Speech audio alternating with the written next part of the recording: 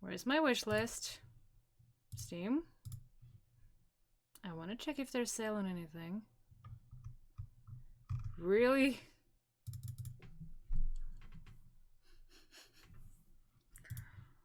Oh, it's so bad. I hate my internet so much. I'm dressed like a slut. I don't care. This is workout clothing. I wear when I do this. Oh, the internet is so bad. It's so bad. It crashed so many times. I'll check just quickly now how many streams that saved as. Because, yeah, 1, 2, 3. Yes, 1, 2, 3 times it crashed. That's 3 times too many, in my opinion. To switch up the game and I knew it was gonna happen, but I still want to try because I wanted to play Beat Saber. Times and demos, I guess. Do a quick thing. I don't know if I have a thing here, which I don't. Hold on. This is a not so good thing about having moved everything around. Hey, puppy. I have no shelves. No, every shelf I have is over here. Doesn't help me at all. It's too far away. I can't reach. Is this anything I can use? Not really. Okay, hold on. BRB. No, wait, I can use this. I have something here. This I can use. Haha, I'm smart. When did that happen? I don't know.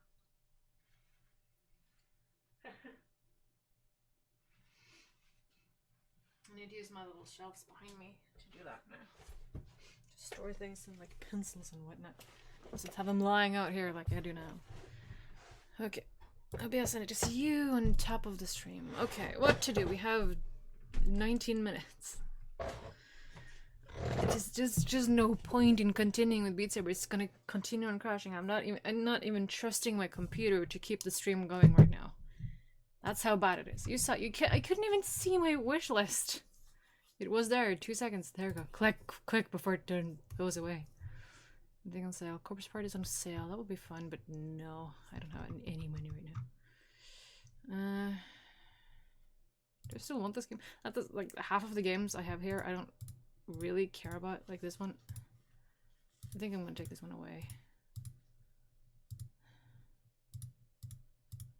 I don't know. I have no idea what this is. Fine, I'll keep it for now and let's see.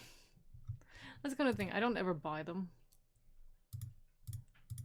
It's just an interactive story.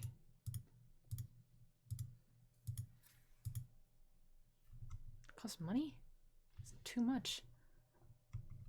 No. Take it off. I don't want it. It's way too expensive. Take it off! Remove! It's too expensive. And to the woods. Night in the woods, not into the woods. Heh. To play the first ones first. 60 is so good though. Like I have been free games there and I'm like, not sure. The Way of Life. Oh yeah. I think that's one of Scott's earlier games, if I remember correctly. No, a Telltale, one of Telltale's earlier games. That just looks freaky.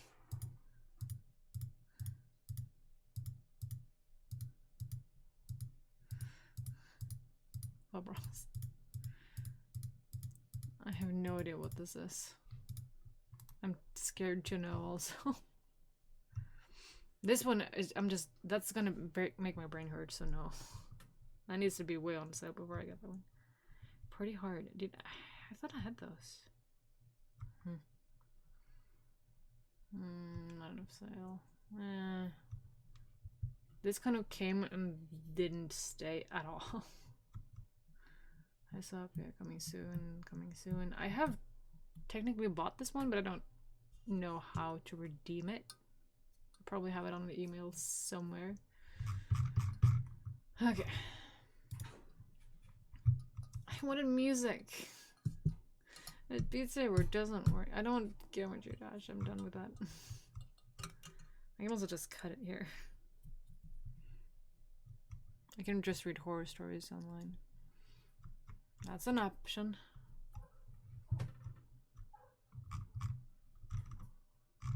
Let's actually do that.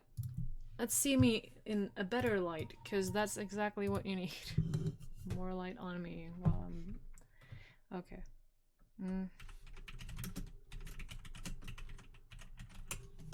Short horror stories. I can't spell. The first link is so bright.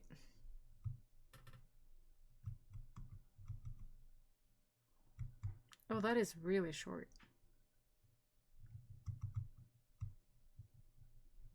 Is that really a full story? Oh, it's a short story. We can try. I have nothing to put over me. I need something. Give me just anything. That's pants. That I said something, I got something. No one will ever know. Doesn't matter. It's something. Okay. The guest... Okay.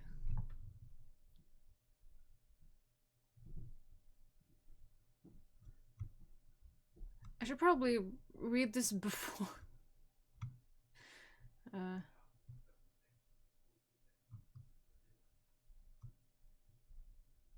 hate when Brother Charlie has to go away. I say his disorder makes him charming. Makes it easy for him to feel fake normality. Yes.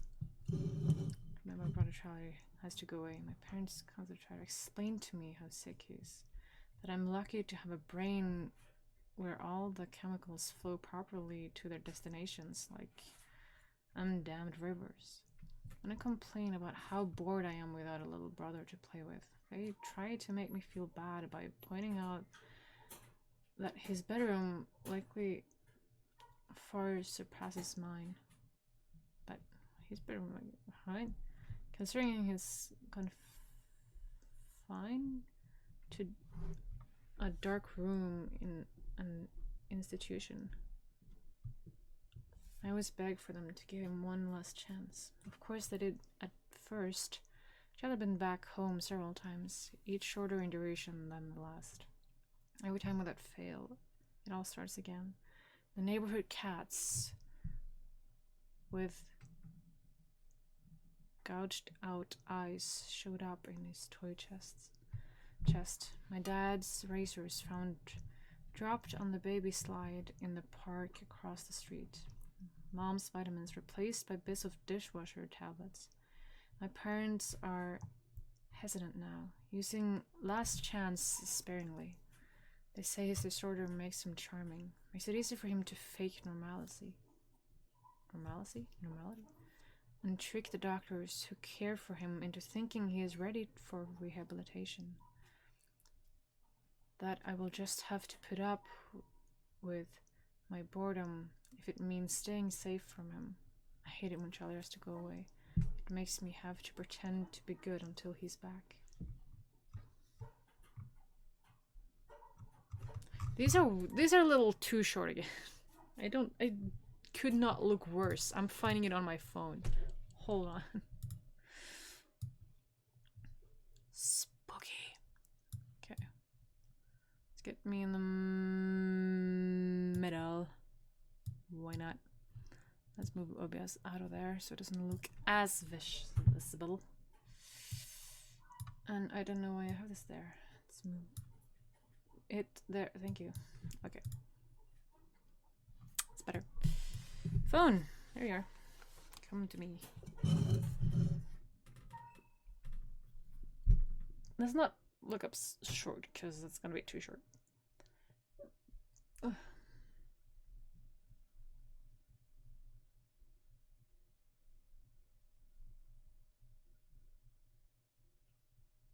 Horror stories. No, I need them in Norwegian, thank you very much.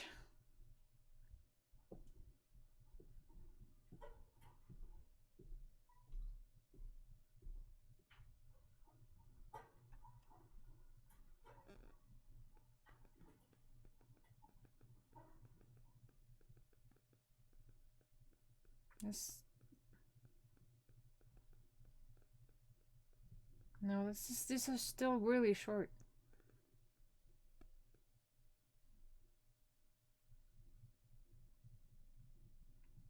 Oh, okay. These is short, but these are, I don't know.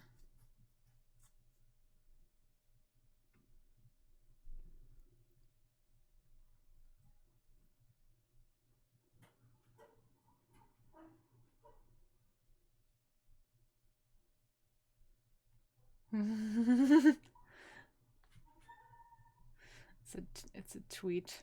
I decided to kill off a few characters in the book I'm writing.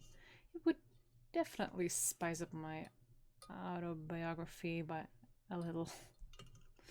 That's not good.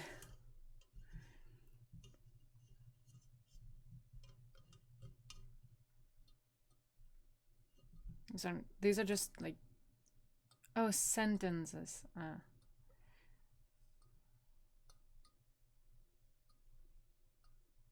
Okay, this one.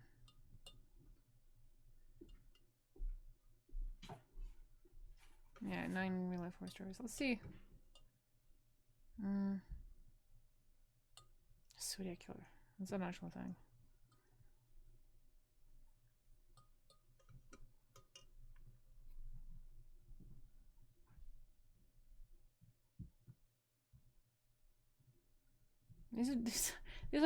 These are this long. That's the whole story. I need to find this before I start this, or I need people to send me stuff so I can read. That's not a story. Okay, Bobby.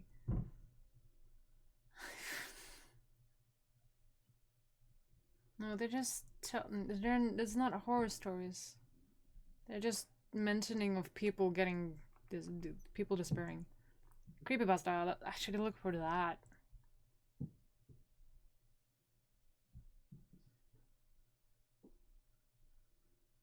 Ooh. I think I went one step too far.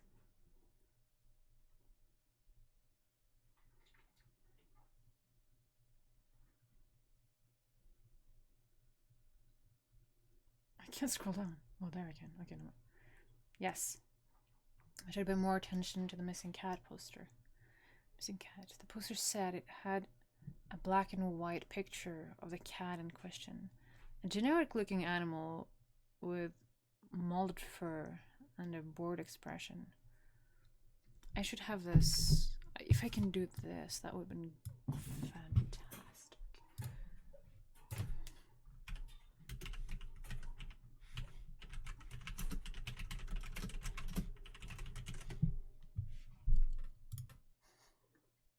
I could write that a lot more quicker. Okay, I found the website.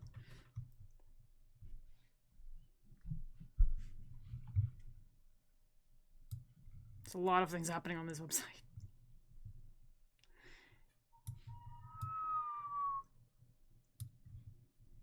So like this. No thanks. It's fine. Oh, that goes off perfectly. Huh? That's exactly okay. That's exactly what I'm missing. Yeah. Picture of the cat in question. An unusual looking animal with molded fur and a bored expression. It listed the cat's name and description and gave a phone number to call. I silently wished the pet owner would luck as I jogged by. But I didn't slow down to examine the poster. It was a cat. It had wandered off outside as cats do.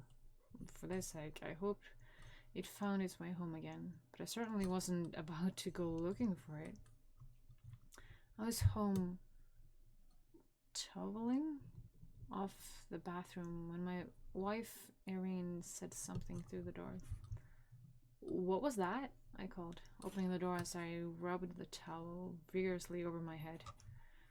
I said, have you seen Fusty today? The neighbor's cat? Was he outside when you came back from your run? I only sort of knew that the neighbors even had a cat. Thinking about it, I would summon up a vague image of a cat laid out on the neighborhood's porch railing a lot, watching the neighborhood. Whiskers, short hair, short, sort of a brownish color. Maybe the one I'd seen on a poster? Hard-assed, I guess. What's that word? Is he still missing? I saw the poster up today. No, futzy. Fusty. Irene gave an exasperated sigh. The neighbor's cat, the Garcias, right next door? The one on the poster is Elvis. He belongs to the Morrises down the street. He's been missing for a couple of days. Oh, Fusty, I said. No, sorry, I didn't hear you right. Anyway, no, I haven't seen him. This is like my parents. They know exactly what animals lives where and who owns them. Because they have a dog and they walk, so they get to know that really easily. There's so much delay between the picture and how I talk. It's not good. Okay. What if we have some kind of cat snatcher in the area? Asks Irene. I'm just saying this. Then we'd better keep our cats indoors, I told her jokingly. So you're saying we can get a cat then? She asks. Wait, are you the one who's been stealing the cats? I'm going to find cats in the house. No, she laughed. Oops. Don't look at me.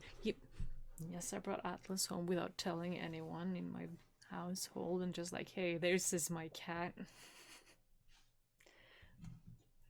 I feel attacked by this. It's fine. We'll see about that. I walked out of the bathroom, calling for cats. Fotsy, Fotsy, are you here? Alice, meow if you can hear me. What's going on? My son Aiden's voice piped out from upstairs. Your mother is a catnapper and we have to stop her hideous crimes, I told him. He even smacks me playfully in the arm. What's heinous mean? It means your father is silly and it's dinner time. Wash your hands and come sit at the table, says Irene. Aiden disappeared down the upstairs hallway. You can't distract me with food. I'll find where you put those cats, I told Irene. She ignores me entirely, which was a very reasonable response. That was Monday. Missing dog, the poster said. Did a color picture of the dog in question. A big yellowish mutt with a goofy-looking smile on his face. I recognized him, though I couldn't have told you his name. He was often out in his backyard when I was jogging, barking through the fence and wagging his tail. I like to think that he was happy to see me. I did stop to read this poster. It said his name was Embo. He was the Carmichaels, and he had gone missing from their backyard. Probably jumped the fence. They can jump a lot higher than people think. They mainly stay in the yard because they understand what the fence represents. If they see something they want badly enough on the other side, they'll go over.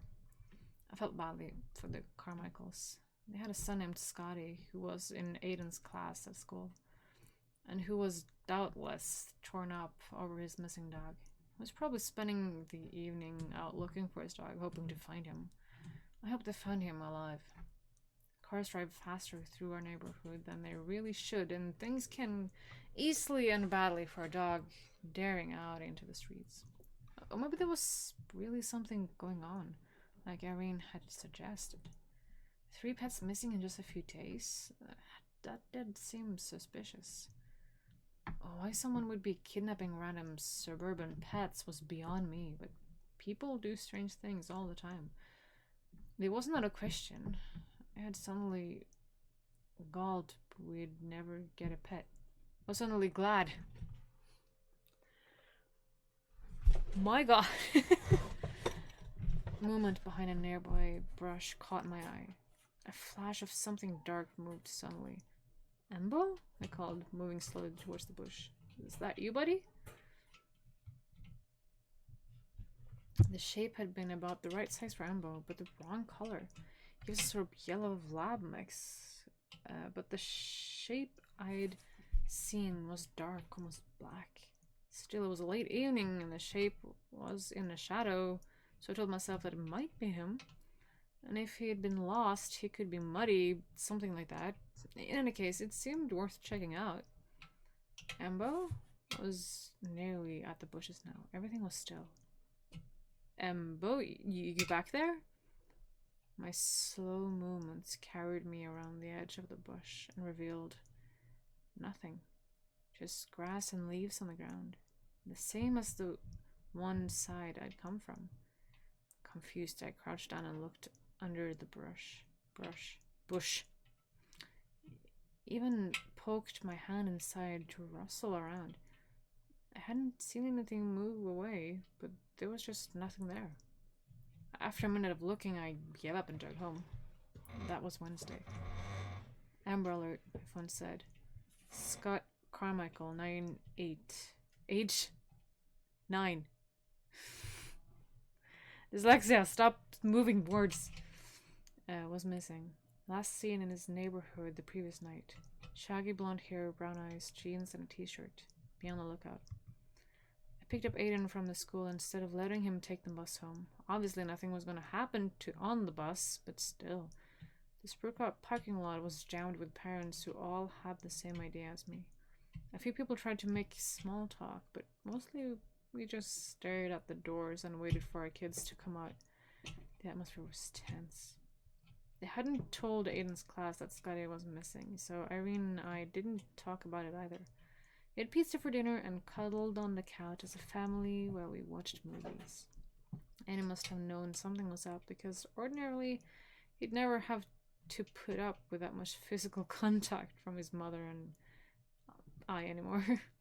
He'd gotten too cool for cuddles in the last years or so. No one is too cool for cuddling. No, I refuse. In the middle of the movie, I saw Aiden's attention shift to the front door. I followed his gaze, but didn't see anything. You expecting someone? I asked him jokingly. Aiden smiled and shook his head. No, he smiled slow. His smile slowly faded as he thought. I was just thinking of something. It was just a shadow, though. No, I just thought I saw something, Dad. It was just a shadow, though. Yeah. I thought about the bush the previous night, and I turned to look at the door again, but it was only a door, though. I let the movie recapture my attention. Eventually, I carried Aiden up to bed. I had to extract him from Irene's arms, though. Irene. She had locked on and fallen asleep. If she hadn't woken up and let go, I don't think I would have been able to pry her loose. That was Thursday. Irene woke me up with the news. Get up! Get up! Aiden's missing! Her voice was tightly controlled. Oh. I don't get this information before after I've read the thing. Tigged with hysteria. Adrenaline shot through my veins, and I was instantly and totally awake. We went to Aiden's room together.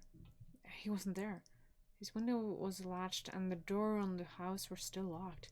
His shoes were still by the front door. His sheets was tucked up like he was still sleeping in them. Like he'd never gotten up at all. It was as if he'd vanished directly from the bed. We searched the house together. We checked all of the main rooms, and we went down to the basement and did a systematic search. We crouched behind every shelf, shook every box. We called out his name, hoping to hear a cry for help, even a giggle that would suggest that this had all been a stupid prank. Apart from us, the house was silent. We looked in every cupboard, every closet. When we reached the second floor, I looked at the pull-down stairs for the attic. He can't have gotten in there, I said. We have to check, insisted Irene. Her eyes were wide and her breath was ragged. I knew we'd find nothing. We both knew we'd find nothing, but I pulled down the stairs and climbed into the attic anyway. It was empty. Nothing but dust and insulation and mouse droppings. The light on the bare bulb cast cast strange shadows around the unfinished space. Aiden? I asked, just in case, but I heard nothing but the hum of the air conditioner. He's not up here, I called down to Irene. There was no response. I turned to look down the ladder. She wasn't there. Shadows danced for a moment in the edge of my vision, and I turned quickly to see what cast them. Pain exploded as it hit my head, and an exposed beam staggering my stuff. I fell to one knee, eyes watering, and that was when I saw it just for a split second. I saw all this in an instant. It was dark. I don't know what these two. Chitinous, like a cicada. Its skin, shell, casing was a molded brown, almost black. It had sharp, serrated edges. Legs, 6 of them. It stood upright on the hidmost pair, which bent backwards like a dog's. It was taller than Aiden, close to 5 feet tall. It gave an impression of hunger and anger and of teeth. It looked at me with a flash, and I felt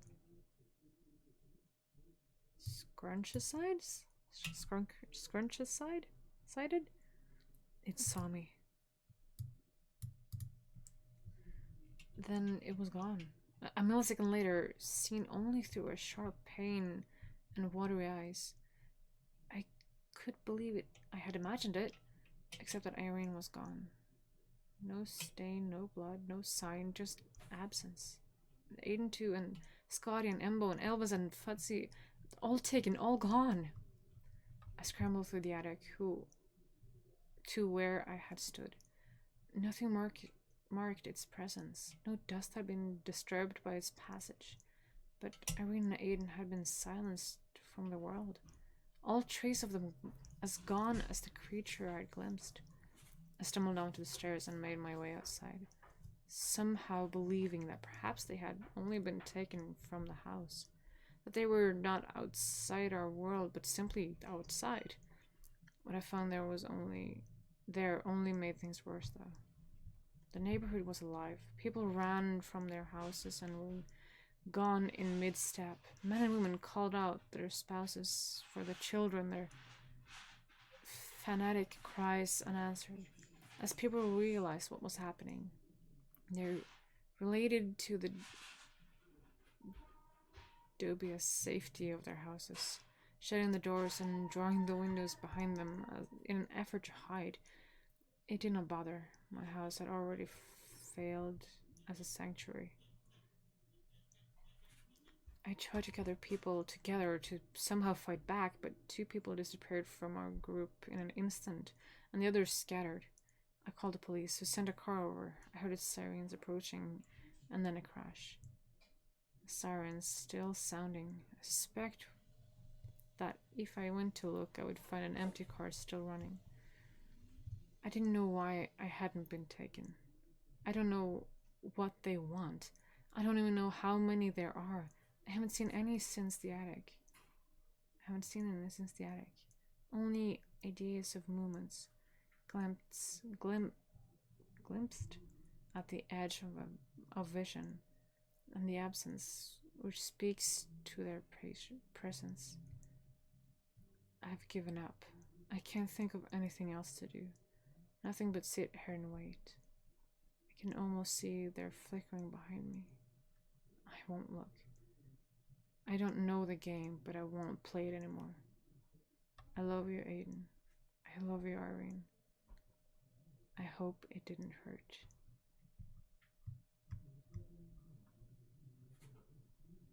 Interesting. I'm bad at reading. This is an interesting story. Why should you have been looking closer to paid more attention to the missing cat poster?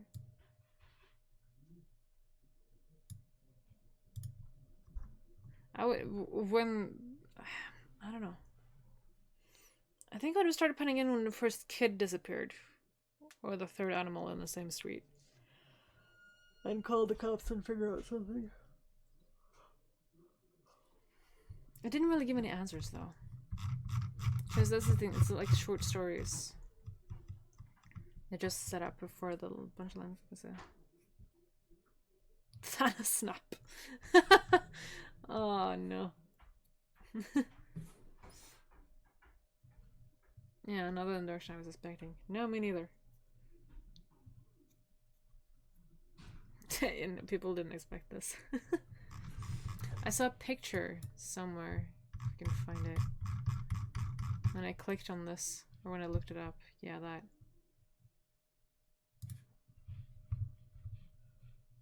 You can see me, I'm in the that.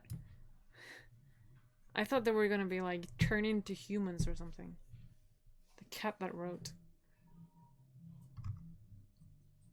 Yeah.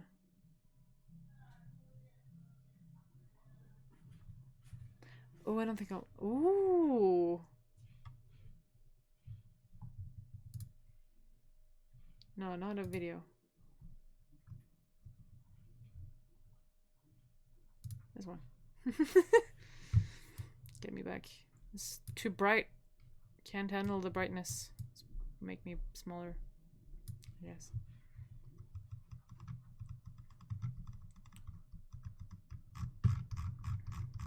But the stream, it's time to end the stream. I'll save this one though for another time, and maybe we'll read it then.